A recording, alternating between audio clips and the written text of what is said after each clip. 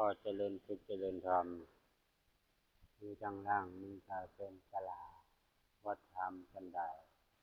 ปีนานี่น่าจะได้ใจเนาะนี่จะมาเว้าเกี่ยวกับมา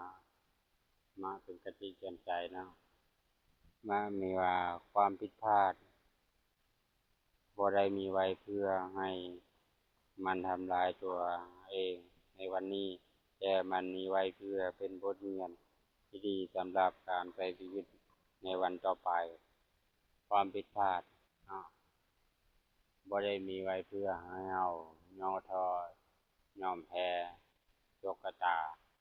เอาแล้วไปโทษว่าโชคชะตาเป็นแนวเป็นนั้นเป็นแนวนี้เนาะมันบ่ได้ทำร้ายเรามันทำร้ายเราย้อนว่าเราไปคิดถึงมันไปคิดลบตลอดคิดแนวบ่ดีมาใส่คิดหลายมันก็ปวดหัว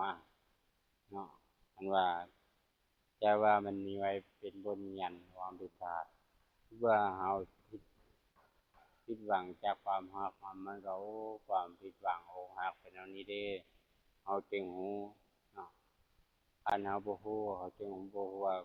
อกหักเป็นแนวใดเนาะอันว่าอันนี้เป็นเว้าอธิบายเนาะข้อที่สอง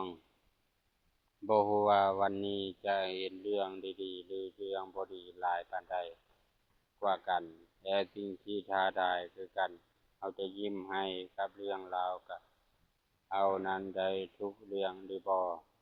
สนุกกับการใช้ชีวิตหรือบ่แต่ว่าเราจะ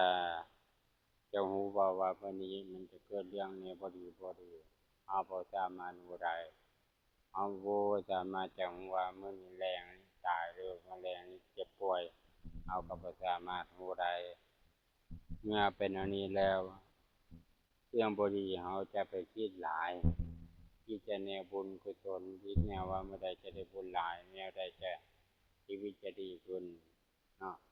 เราบ่ต้องไปหวังเอาวงอนาคตบ่ไปหวังเอาวงอดีตเนาะให้ว่าแต่ว่าสิ่งที่ท้าทายเราให้เรายิ้มให้เรายิ้มกับความทุกข์ของเราผู้ใดว่าเราจะเป็นบ้าบ้าก็แล้วแต่ให้เรายิ้มกับตัวเองให้ความสุขแก่ตัวเองให้ความหวังตัวเองให้ตัวเองมีความสุขก็พอแต่ให้อยากให้คนอื่นมีความสุขเราก็แบ่งปันความหมู่ผู้ใดว่าเจ้ายิ้มไม่ได้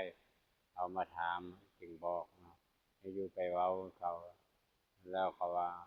มาเว้าเรื่องหยังกับข้อย